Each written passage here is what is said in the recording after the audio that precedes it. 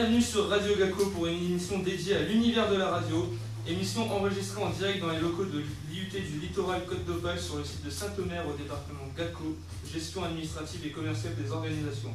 Nous remercions notre public d'être venu si nombreux. Et j'en profite pour saluer tous mes camarades de la promo première année. Alors, cette émission s'intitule « Quel métier et quelles compétences pour la radio ?» Avec moi sur le plateau aujourd'hui, notre invitée, Karine Delplace. Bonjour. Journaliste à Delta FM et reporter de terrain. Monsieur Stanislarder, professeur de communication. Laurie, chroniqueuse, Laurie Gaulois, étudiante de première année. À la régie, Lucas Titeux et Sébastien Raffin. Et moi-même, Nicolas Dio, élève de première année. Animateur pour la radio. Merci. Alors, émission centrée sur la radio, donc, et nous allons commencer tout de suite par une petite interview de Monsieur Larder. Donc, merci d'être avec nous, monsieur.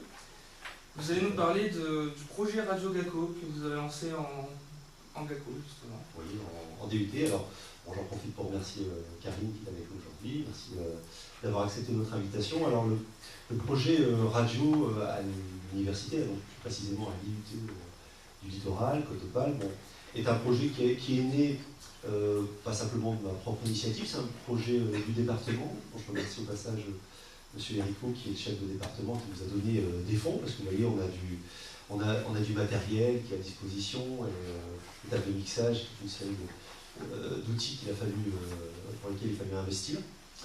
On a un projet également de construction d'un studio dans notre salle de libre accès, que les étudiants pourront bientôt investir.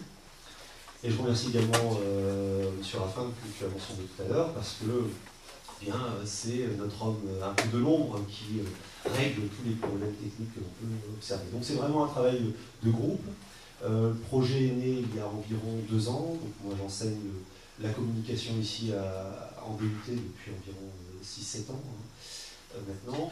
C'est un outil, et c'est un outil essentiellement pédagogique. Alors c'est pas votre cœur de métier, ici en DUT, on a à la fois des techniciens qui sont habilités à travailler sur le terrain de la comptabilité, du marketing, du droit et de la communication. Et je dirais que la communication est ici un lien entre toutes ces disciplines. Voilà. Donc on a un outil qui nous permet tout de suite en première année de commencer à travailler sur l'aspect rédactionnel des chroniques et travailler également sur le management de projet. Alors les étudiants ici que je remercie ont mis beaucoup de cœur à l'ouvrage pour s'investir dans ce projet, dans la création et l'animation, la réalisation de l'émission de radio. Et ça nous conforte, nous, enseignants, sur ces aspects pédagogiques un peu différents, c'est-à-dire qu'on a changé notre fusil un peu d'épaule, on n'enseigne plus comme avant, c'est très clairement, on a mis en place plutôt des pédagogies par projet, on met les étudiants en action et ils apprennent en faisant. Voilà. Et je crois que de ce point de vue-là, on leur posera la question plus tard, mais je crois qu'ils ont appris un certain nombre de choses par l'intermédiaire de cet outil plutôt accessible, mais je crois qu'il fait peur peut-être au début en tout cas. Oui. Tu confirmes, Nicolas? Là, j'ai pas. Voilà.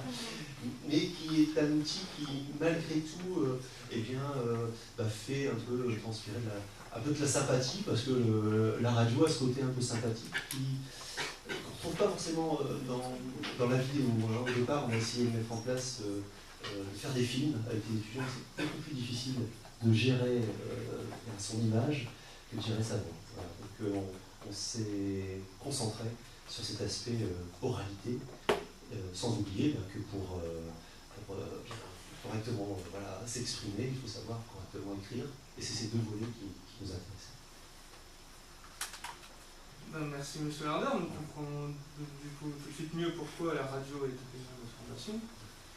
Mais la radio, ici, c'est un outil pédagogique, vous venez de le dire, on s'en sert pour apprendre à communiquer, à rédiger, mais c'est aussi un vrai métier.